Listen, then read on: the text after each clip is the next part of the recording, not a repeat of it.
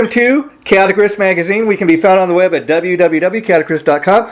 I am Jason J. Rock Houston. Our special guest today is Greg Smith from the Renaissance Rock Orchestra. And Greg, you're a bass player. And I'd like to start off, before we really get into what Renaissance Rock Orchestra is, if you could tell us how long have you been involved with the project?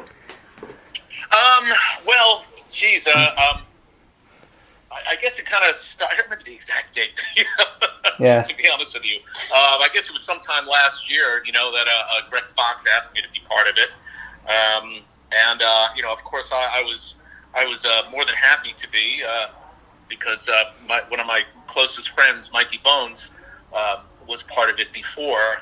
And so I was very happy to step into, his shoes and fulfill, that spot, because it kind of made me feel closer to him, That kind of answers that. Now, Greg Fox, who's a founding member of the band and the principal songwriter, a guy that kind of put the whole project together, he wanted me to ask you, which you kind of already got into, about to be sure to mention Mikey Bones, who he was to you, and the fact that you used one of his bass guitars on the new Renaissance Rock Orchestra EP, called, I believe, A Song of Hope. You want to talk a little bit about that? Yes. Mikey's widow gave me one of his instruments, a Music Man Sabre bass. And when I first got it, she gave it to me while I was on the road touring with Ted Nugent. We were in Las Vegas. And basically from that point forward, I used it in the encore every night. Oh, wow. And I hang it on stage, on the amps. And so it would be visible, and then I'd pick it up and play it in the encore.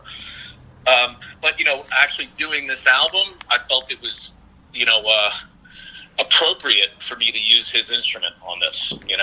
So I used it on pretty much all the tracks. I think I can't remember the exact ones I used it on. Whatever I used the 5-string. I think there might be only one 5-string song. Okay.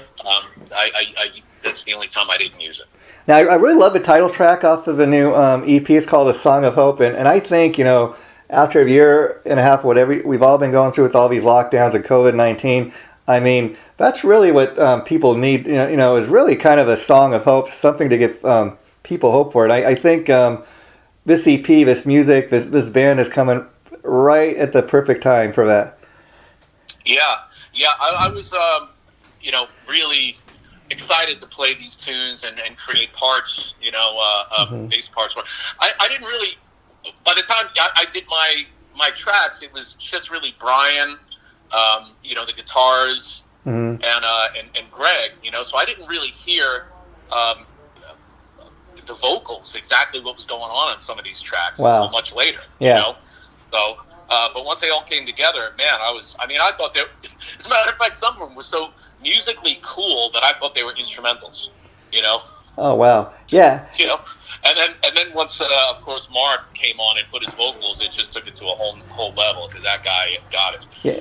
I'm a singer myself, but if I had his voice, I'd burn mine. And we're talking about Mark Bowles, who many people know, of course, from Yngwie Malmsteen. He's played with the Dio Disciples. Just he's a great vocalist. If you've heard anything he's done, a great powerhouse. You've also got Robin McCauley. He plays on some of the stuff as far as singing it. And for anybody who doesn't know, I really urge you to do some research, look up this Renaissance Rock Orchestra, because I kind of discovered the band kind of accidentally. I just started seeing stuff pop up on Facebook, and then I went to the official Facebook page, and I reached out to Greg Fox and interviewed him. I've done an interview with Tony Aylman, and both interviews came out great. But what really attracted me, a lot of the songs, they have kind of like a big rock, kind of, it reminds me of like stuff like Queen and Journey, that big rock sound, arena rock sound. And what I love about, Greg was telling me, you guys do your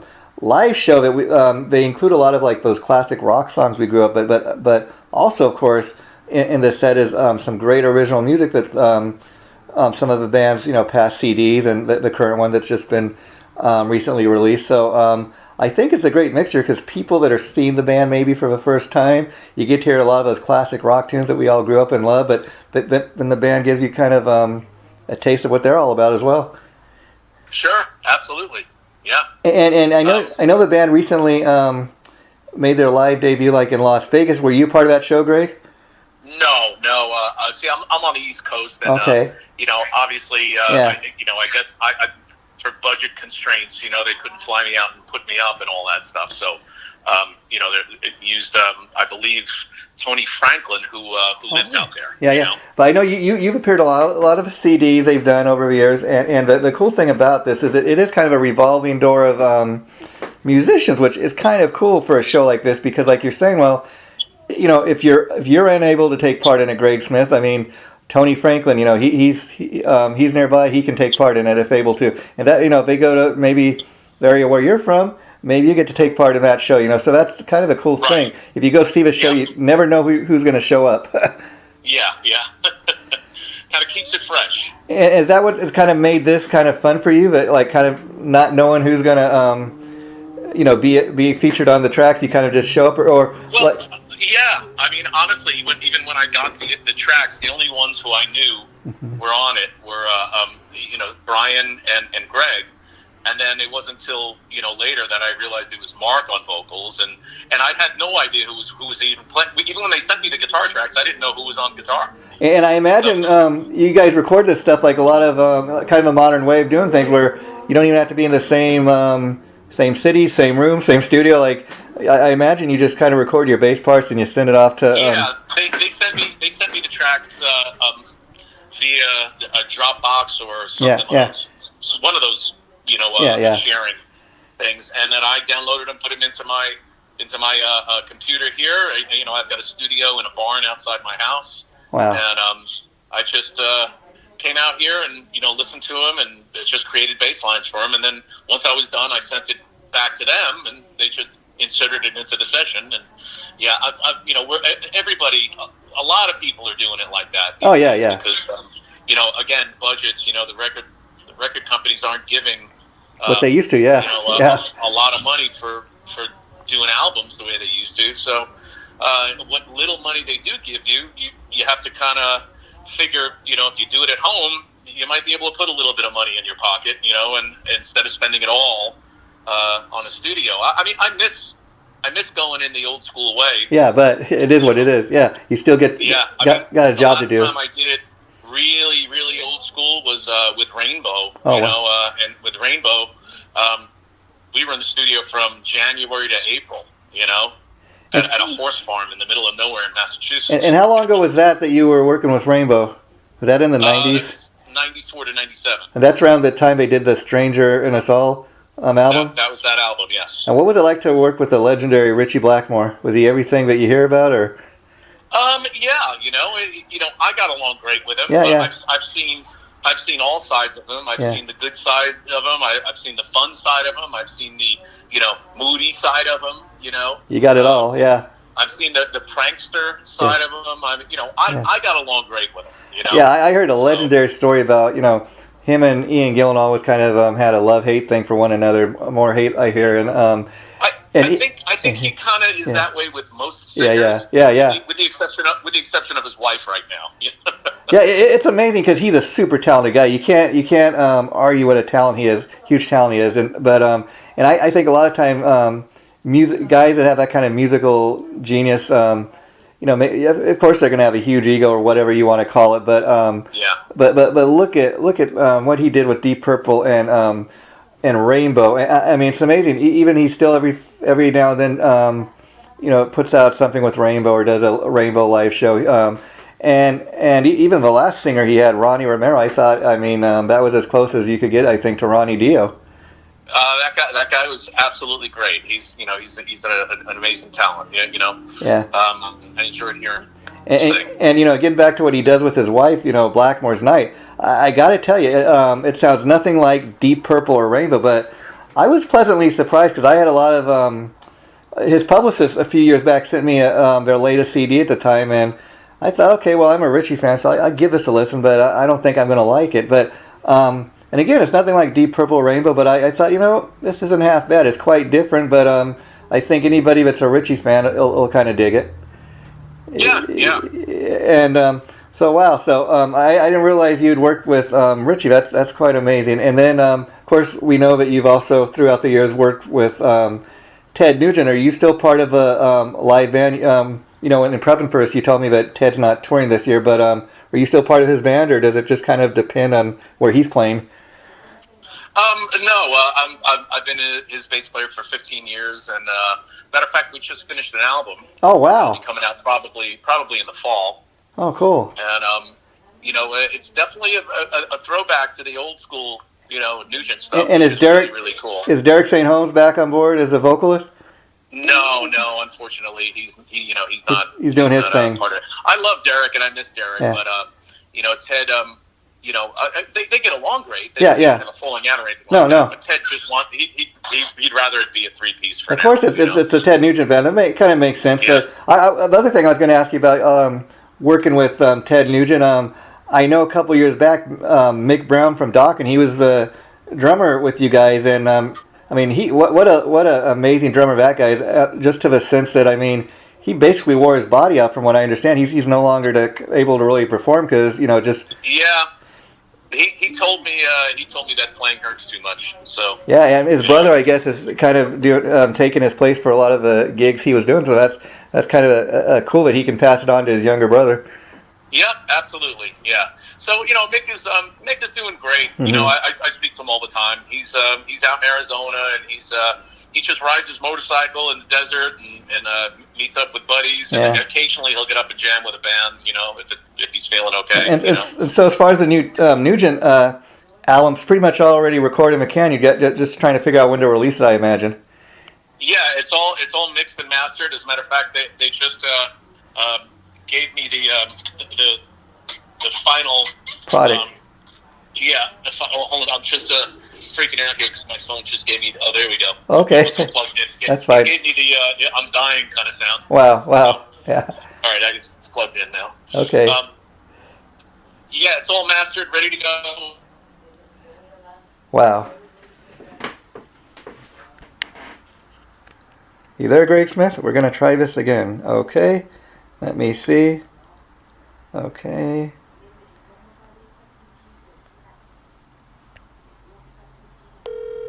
Okay, we're calling back Greg Smith.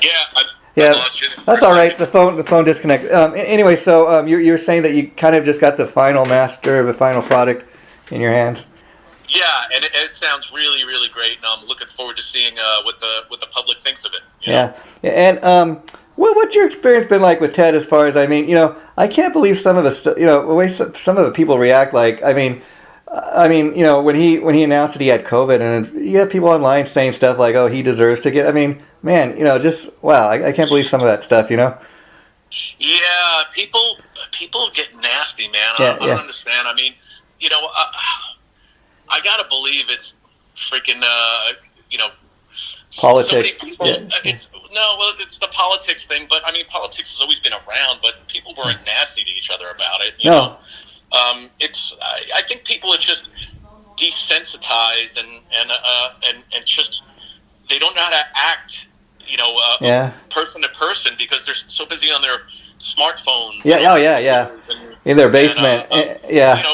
People didn't used to be like that. It's really disappointing. And I just want to ask, as a guy that's knows Ted personally and has worked with him all these years. I mean, I love him as a musician. I mean, I love all the stuff going back to Cat Scratch Fever. Everything I'll tell you, I'll be the first to get the new Ted Nugent CD when it comes out. But what I love about Ted is he's the real deal. I mean, I've never met him, but anytime I've seen him on TV or in an interview or anything, he's not afraid to speak his mind, and you gotta love the guy for that. He is who he is. And that's fine. You know what? No matter what side you're on, you're free to speak your mind, and you should be without anybody hating you or retaliating. It just totally. And one of the things that he said to me is, and I thought it was pretty wild. He goes, I'm a real radical. I believe in the Declaration of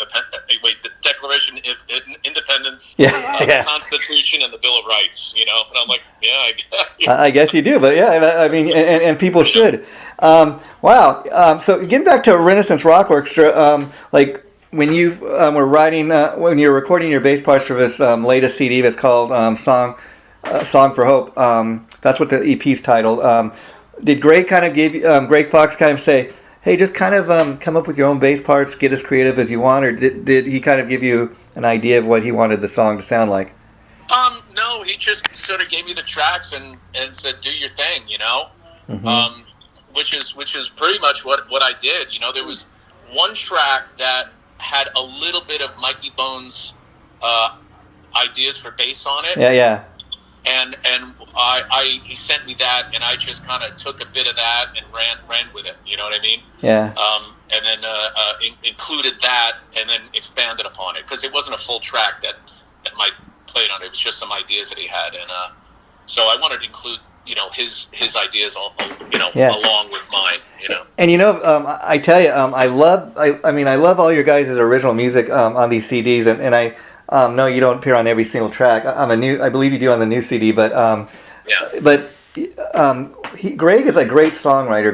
Greg Fox. We're talking to Greg Smith tonight, so not to be confused, but Greg Fox is the keyboardist, the principal songwriter, and I tell you, when I interviewed him, we talked about some of the songs. I mean, there's this one called Circus Life. I really love that. It's kind of like got this kind of a crazy killer clown, Joker, carnival vibe. It's really a cool thing, and the guitar player on there, Tony Alman, he just goes off and does his thing. But a lot of this stuff is, of course, because it's based around Greg's music, is keyboard oriented, and I love that because one of my all-time favorite bands, as I'm sure you can relate to, is Deep Purple, as we were talking about. Yeah. And I love what John Lord did, on the keyboard. A lot of times people tell me keyboards suck; they don't belong. I said, "Are you kidding me? You go back and you listen to that classic Deep Purple stuff, and then you tell me that, But if you listen to any of these Renaissance Rock Orchestra songs, these original tunes, great songwriting, great storytelling. Yep. Absolutely. Yeah. Excuse me. There's this one song, "To Be With You," on one of the older releases. Mm-hmm. I just fell in love with it. A great kind of like power ballad. It's like one of those tunes could have been released in the 80s. It would have been all over the radio, all over MTV. Yeah. And it sounds like, as you're listening to it, this sounds like it's taken out of like a page out of somebody's life. And not even knowing this before I interviewed Greg Fox, we were talking about the song. He told me, "Oh yeah, that's a real personal song. It's about this girlfriend I had. I was really close. We were really close, and she ended up dying of cancer." And of course, I did not know this before I talked to the guy, but listening to this song, I mean, you can hear that somebody must have felt this raw emotion. These songs are just, I tell you, it's just oozing with talent as far as the songwriting goes. Yeah, without a doubt. Like I said, it was an absolute pleasure to play on and create bass lines for him, and and of course to hear the finished product. And so it's kind of interesting. You feel kind of like you were almost. I mean, you of course knew this the previous bass player, Mikey Bones. You said you were a good friend, but did you know anything about this band or Greg? Yeah, Fox? Absolutely, sure. So you almost feel like your friend, when he fell ill, he kind of chose you, or maybe might have mentioned your name to Greg Fox. Well, Mikey passed suddenly, unfortunately. Yeah. But he'd play me tracks and send me stuff, and I thought it was great. It's almost like you're the chosen one, so to speak. And it's kind of cool that you kind of got his bass, and you're carrying on his legacy, so to speak, in a way. And you're doing your own thing at the same time.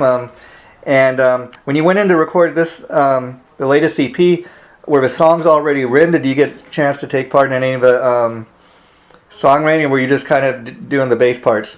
Yeah, just doing the bass part. The songs were already written, so like I said, by the time I got them, the drum tracks were on it, the keys were on it, and the guitar was on it. So at least the guitar on most of it, Yeah, and it seems like you guys have been getting, as far as Renaissance Rock Orchestra, have been getting a great response from everybody. When I interviewed Greg Fox, he was telling me, they were looking to maybe have it become a residency type of show in Vegas, and there's a lot of people interested and got a lot of backers. So, and he's telling me it got shut down for a while because of COVID. So, it's amazing that they did this show in Las Vegas, and I guess we'll just see what becomes of it.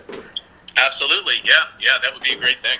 And has there been any talk? Because when I interviewed him, he's talking about all this stuff that people are really greatly interested in. He's like, we got new music we're currently working on as we speak. Have you gotten a call to be involved in anything new, or?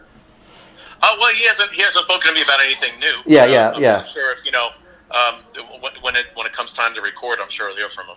Oh, that's great. So, anything else you're currently involved with, Greg, that you'd like to let the people know about?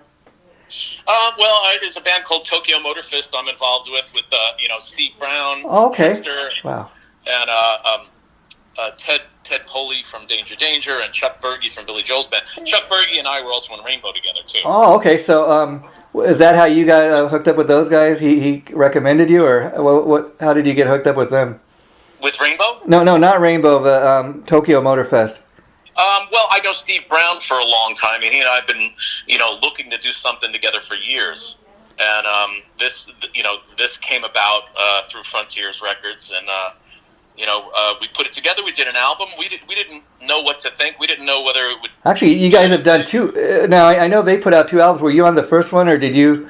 No, I've done both. Oh, cool. Okay. I've been there since the beginning. Yeah. That's great, and it's kind of funny because, like you said, that's one of those bands that was launched through Frontiers, but it's one of the few Frontiers projects that's where they've actually, I know, have done a few live shows, and it seems like with both releases, you guys got like a huge response, and I think they're probably amazingly enough, I don't know if it's for a fact, but I'd be willing to put my money on the fact there'd probably a third Tokyo Motor Fest before it would be another Trickster CD. Yeah. Yep. So we're looking forward to that. We'll be on the Monsters of Rock cruise coming up. We've got some festival stuff coming up as well. So looking forward to doing. And of course that's because we all do so many different things. Yeah. Steve plays with Eric Martin. Quite a bit. I'm playing with a bunch of different. And bands. I know him and him and PJ Farley. They got their own solo projects, and I heard Steve just put out a solo his first single, so that's kind of cool that he's doing that. Yep. And of course, Chuck is busy with Billy Joel playing baseball stadiums all over the planet. Oh, how cool is that? Yeah. Well, that's kind of cool that musicians can do that. I mean. For example, James Lamento, who's back in Megadeth, I mean, for the last several years, he was playing with John Fogerty. I hear people asking him, hey, what are you doing playing with John Fogerty? And he's like, well, it's a good paying gig, first of all, and second of all, I can play more than just one type of music. People don't realize that. Exactly. Sometimes. Yep. Yeah. Well, I played with Tommy James and the Shondells for 20 years. Oh, wow. Yeah. Crimson and Clover, Moni Moni. Oh, wow. Dragging the Line, all those, oldies, man, So, I've been in his band, and he tours. He doesn't really tour. He just does one-offs. Yeah. 2-3 gigs a month and something like that. And if I'm available, I do it. If not, then there's a sub who takes my place. Yeah. And so you're saying in regards to Tokyo Motor Fest, you guys are right now you're planning to do the next Monsters of Rock cruise. Yeah. And and when is that supposed to take place? Next year? Yeah, in February. Oh, okay. And so, have you guys been discussing, like, as far as the set list? I imagine you'd have pulled material from both albums. Yeah. As a matter of fact, we played at the M3 Festival in Maryland, and we added material from both albums. So it'll probably be a similar set. And then because of other guys that are performing in the band, I was curious. Do you ever get fans like wanting you to play maybe a Danger tune or a Trickster? Well, we do. We play a Nugent song. We play a Rainbow song. We play Danger and Trickster. Just to give people a little taste of all that. It's obviously it's mostly stuff from the two albums. Of course, that's what people want to hear. That's why they're going to check you guys out. But like in regards to if you guys play a Rainbow song, is it typically like one of the Rainbow songs you played on because you're in the band, or do you play like a song everybody knows? We do Street of Dreams. Okay. Because Chuck played on it. Oh, okay. Yeah. And I sing that one. So it's kind of funny. The two hardest songs to sing, I'm the one who sings them. So that and Just What the Doctor Ordered by Nugent. Oh, wow. Which is Derek St. Holmes. Yeah. So.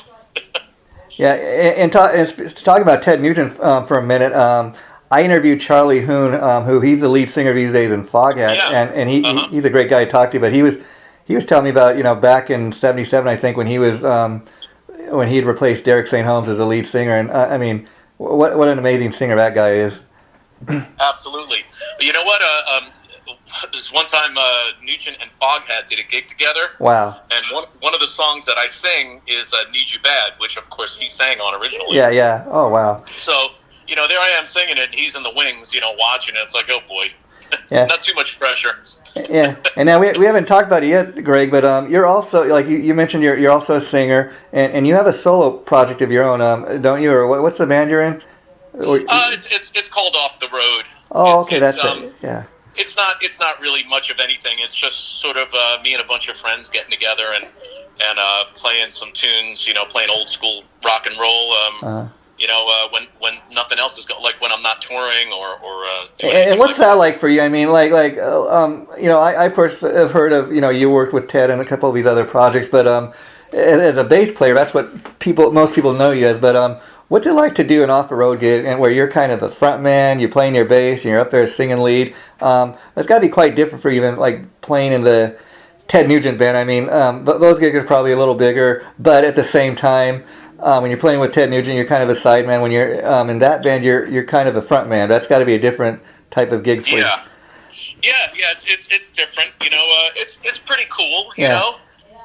You know, it's fun. You know what I mean? Yeah. There's some great players that I play with, the local guys out here in Pennsylvania, and we basically just play songs we wish we wrote. Yeah. Well, I mean, half the problem solved right there, because a lot of times, you know, people go to a show like that never knowing anything about who the band is. Maybe you don't even have a CD out. It's like, what are we going to go see? But at least they go to your show. They're going to probably have heard some of that material before, so that makes it that much easier, or that much more enjoyable. And then people tell me too, like I know being a lead singer and like playing the guitar is a very difficult thing. Did it take you a while to kind of master that talent, be able to kind of? Well, yeah. Playing the bass and singing is probably one of the weirdest things to do in life. Yeah. You know, because it's rhythmically, it's two completely different things going on. Yeah. You know? Well, Gene Simmons does it, so I guess, you know, you're in good company. Yeah. Yeah. And so yeah, it took a while. I mean, I started out just you know, singing backups and stuff like that, and then I think it was sometime playing in Long Island when I lived in Long Island where a singer didn't show up or something, and I had his lyric book, and we were already set up, and I just started singing. I bet the nerves, I mean, the very first time do it, the nerve factor was there, but so that kind of answers my next question, which was, did you always kind of know you had that ability to sing, or did it kind of surprise you? Oh, wait, or did people start telling you, you're not half bad singer, why don't you just do it? Actually, at first I didn't. I mean, in the early days, you know, I would just kind of do gang vocals and stuff, you know, and then I joined a band in the 80s, and we had a singer named Frank Vestry. As a matter of fact, the name of that band was Devious, and the guitar player in that band was John Levin from Dokken. Oh, amazing! Wow. Yeah. Was he a lawyer? Was he a lawyer back then? That's how I ended up playing in Dokken for a little while. And because I played in Dokken, that's why Mick recommended me to Nugent. You know, so it's a whole big thing. A circle, yeah. You know? But anyway, we were in that band together, and the singer, we were working out background vocals, and he'd go, "Oh man, that's a C. You can hit that easy." Really? You know, now C's a really high note. You know. Yeah. And I'd be like, "Okay," and then I just blurt it out, and then he kind of really helped along my confidence quite a bit. Yeah. You know? And then wow. Playing with that band, it just really building my confidence, and then, you know, after a while, I just kind of figured, well, man, you know, if I could sing these background parts, then maybe why not just sing a little bit longer and do the lead, you know? And then did you have to learn to kind of like on you know, day you guys have a show, kind of like not talk too much, or you know, take extra care of your voice and what you typically did? You know, luckily I haven't really had those issues. No, you know, but that's not to say that, like, if I was doing it, touring with a band, like, you know, doing 5 shows a week, you know, for a month or 6 weeks, that I wouldn't have to do that. But, you know, when I play with these guys, the off-the-road guys, it's just a weekend of just for fun, like a little fun little gig, Yeah. And I forgot you were in Dawkins. So that's another interesting story. So, you played on a couple of CDs, didn't you? No, I never played any. Oh, I did a tour with them in 2003, then another tour with them in 2009. Oh, okay. And then did they just go with somebody else, or you had other projects you were involved with? Yeah, it was the other stuff that I was doing, and I think Don was also afraid of me and Mick together. Oh, wow. Yeah.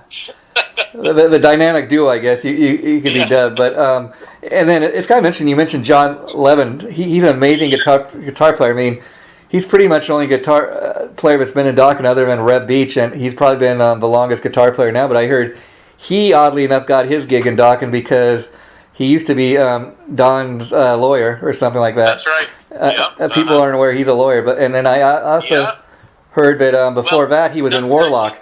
He moved out to L.A. from Long Island, and his mom passed. Okay. And his mom always wanted him to be a lawyer. Wow. So he went to law school. Now you really have something to fall back on. Yeah. And so he does both. I mean, he's got a law practice. Why not? And, when Dawkins does gigs, he's there doing it, and sometimes he's got to do some law-related stuff while on the road too. Phone calls and Yeah, I understand he's an his main thing is an entertainment lawyer, and I was saying before years ago I heard he was also in Warlock, Doro's band. Yep. So he's been all over the place. So good for him. Yeah. And then I guess before you wrap this up tonight, Greg, I was going to ask you. So I always love to ask people, since you're a bass player, why did you choose the bass as your instrument of choice? What was it that kind of drew you to the bass? Well, it's kind of strange. It wasn't really my choice. Okay, let's hear that story. When I was a kid, my sister's birthday's in April, mine's in May. So she got a guitar for her birthday. Oh, wow. And then she said, let's start a band. You can play bass. I said, okay. So the next month for my birthday, I got a bass. And I remember saying, how come it only has 4 strings on it? Yeah. But we both started taking lessons. She quit after like 2 weeks. And by some strange quirk of fate, I picked that up really quick. And within 3 months, I was playing in a band. And within 4 months, I was playing my first gig. Oh, wow. So what was the process? Like, did you take a lot of lessons, or would you consider yourself more of a self-taught player? Probably more of a self-taught. I mean, I when I took lessons, the guy taught me how to read. Yeah. And then after that, he was just like showing me, songs off records and stuff. Do you remember what was the first song you learned to play, or one of them? Yeah, I remember distinctly. It was what's the name of that? It was a America song. Oh, okay. Wow, America. Yeah, that's going back. But wow, classic rock right there. Tin Man. Tin Man. Okay. Yeah. Yeah. And so did your sister? Did she stick with the guitar, or did you? No, she quit after 2 weeks. There you go. Yeah. And so you're primarily a bass player, of course, but did you ever learn to play other instruments, or? Well, I played guitar really terribly. Yeah. Well. That's it. Yeah. Usually they say bass players. I don't know if it's true. They say bass players are usually failed guitar players, but hey, the bass is just as important as a guitar player. And do you play like with a pick or your fingers? I'm mainly a finger player. The only song I play with the pick is Stranglehold, because said when I joined the band, he goes, Stranglehold with pick, right? I said, whatever you want, boss. Yeah. So what would that be one of your favorite Nugent songs to play? Stranglehold. It's a fun song to play. It's really just the bass line doesn't really change much, Yeah. But it's an iconic song, and people love it. Of course, it's a rock and roll classic. Yeah. I mean, I think my all-time favorite has got to be Cat Scratch Fever. But like I said, I'm a Ted Nugent fan from way back when. So when that next album comes out, I'm gonna be the first to get it. Cool. But, I think you're gonna like it. Yeah. Well, we'll be on the lookout for that. What was I gonna say? So do you remember like your first professional kind of bass you got and what that experience was like? Yeah, I saved my paper out money and I bought a 1976 Rickenbacker 4001. Oh, wow. And the reason I did that is because I was a big Deep Purple fan. Oh, wow. And Glenn Hughes was playing one on the back of the Made in Europe album. It was Fire Glow was the name of the color. Okay. So I bought a Fire Glow Rick 4001, and I had that for quite a while, and that was the first real bass. And then of course, I didn't know any better. They're kind of hard to get a really good sound out of. Yeah. And then I think I moved over to Fenders from there, and then it was like, oh, there we go. There's the beef. So do you have like your signature bass that you play, or like a main one? I'm mainly a Fender Precision guy. Like the older the better. Okay. Okay. And then you mentioned Glenn Hughes. Some bands I use a jazz. But mainly, like, I'll use a jazz if there's a lot of players. Like if there's 2 guitar players and a keyboard player. That's just a lot of noise being thrown at the sound man. Yeah. And I'll use a jazz bass because it cuts a little bit more.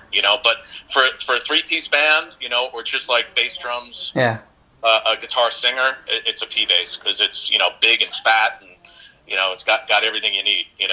Oh, wow. And you mentioned Glenn Hughes, of course. Who isn't influenced by that guy? I mean, he's a voice of rock, as they call him. He's super bass. Yeah. I tell you, as far as being a Deep Purple fan, you ask people, what's your favorite Deep Purple album? They typically say either, Machine Head or Burn. I love both albums, but I lean a little more towards Burn for obvious reason, which is this. I love David Coverdale, and I love the sound of his voice with Glenn Hughes. Mm-hmm. And when you consider that, okay, most people probably thought when Ian Gillan left the band that they were through, but they got this then unknown David Coverdale, who was like 21-year-old kid at the time. Nobody knew nothing about this guy until he joined Deep Purple, and they were able to have that kind of success.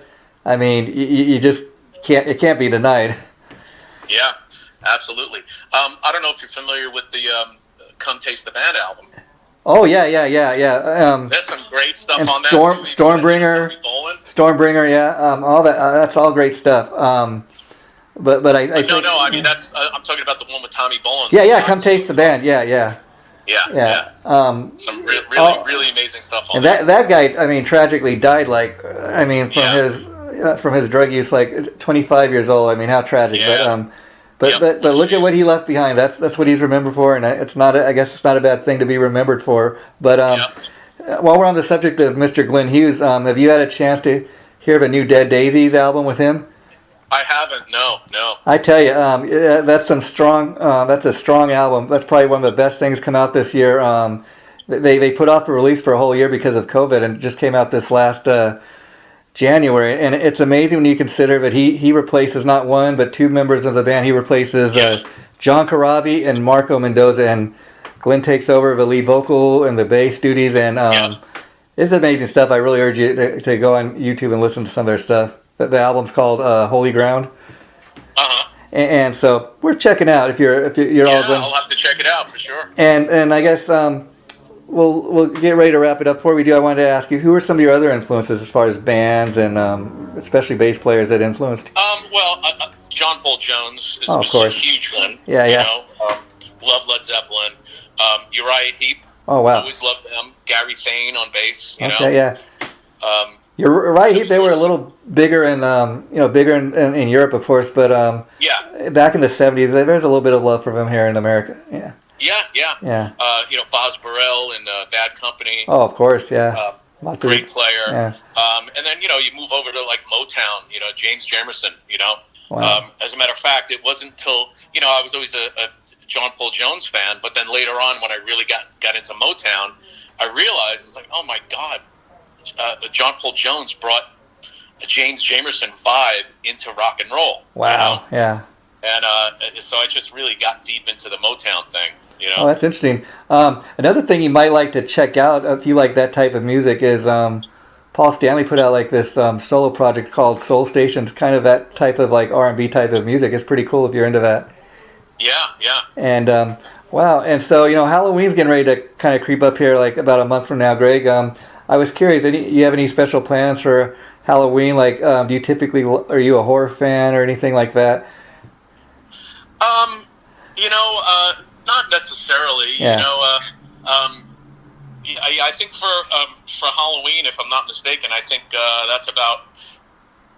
I'll probably be I'll be flying. I'll be actually be in the Keys. Oh wow! I'll be flying from Maryland on the 30th, where I'm playing with Tokyo Motor Fest at a festival, and I'll be flying down to the Keys to spend some time down there and actually do some playing down there. And so that's cool. You guys get to play kind of those bigger festivals down there. Are there any plans to like do any one-off shows here in the States? Have you guys talked at all about that? With Tokyo Motor Fest? Yeah. Well, just aside from that festival in Maryland, there's nothing on the books as of yet. Hopefully, we'll get some more stuff going on next year. Has there been any discussions about a third album since the first two did so well? Yeah, there's discussions. Nothing's really come about in concrete. Yeah. Oh, that'd be interesting because Tokyo Motor Fest, like I said, of all the Frontier stuff, that's one of the groups that's kind of had the most success. I mean, I even seen like they had one with Michael Sweet and Tracy Guns, and Michael Sweet and George Lynch did two albums a couple of years ago, but they never really even done a live show. So I think Tokyo Motor Fest has kind of had the most success as far as that goes. Yeah, I mean, even we never even thought it would, end up doing anything live, but you never know. Luckily it happened, and the people seem to really dig it, in the live thing, and we love doing it. So And so, Greg, before I let you go, finally, do you have anything else you want to let the people know about that? I guess we pretty much covered it all, unless you can think of any.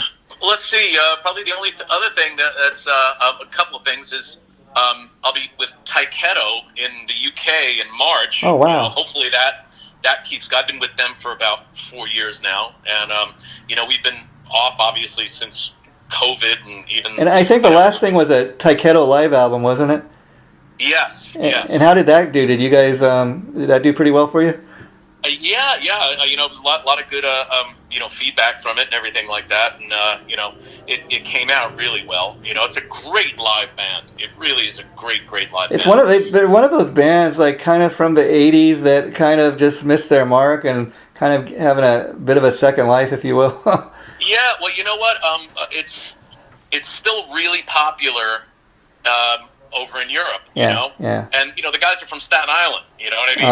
And over in Europe, they're still hugely popular, especially in England. Yeah, a lot there in Britain, and especially just all throughout Europe. I mean, a lot of those fans. I mean, they really love their rock music. They're a lot more loyal, I think, than some of the fans here, which is kind of sad. Absolutely.